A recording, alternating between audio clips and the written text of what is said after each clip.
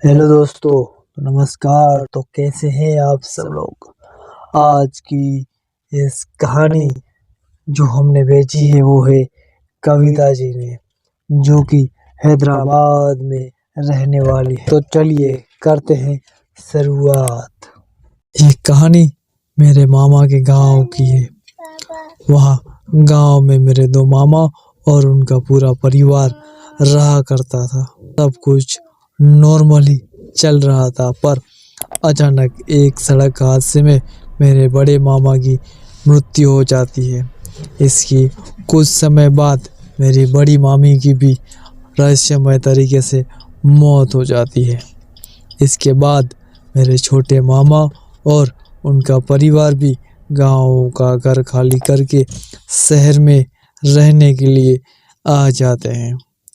पर कुछ महीने बाद मेरे छोटे मामा को भी गांव के घर जाना पड़ता है। पर कुछ महीने बाद मेरे छोटे मामा को गांव के घर अचानक से जाना पड़ता है। उसकी मरम्मत करवाने के लिए उन्होंने गांव में मरम्मत का काम शुरू कर दिया।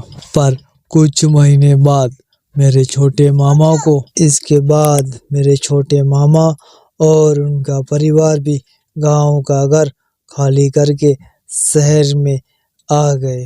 पर कुछ महीने बाद मेरे छोटे मामा को गांव के घर जाना पड़ा उसकी मरम्मत करवाने के लिए। उन्होंने गांव में मरम्मत का काम शुरू कर दिया।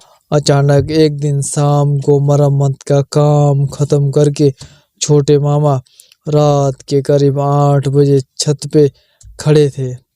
तब अचानक उन्होंने देखा कि नीचे मेरी बड़ी मामी खुले बालों में आंगन में टहल रही थी।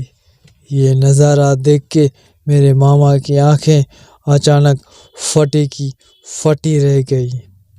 वो तुरंत नीचे की ओर भागे।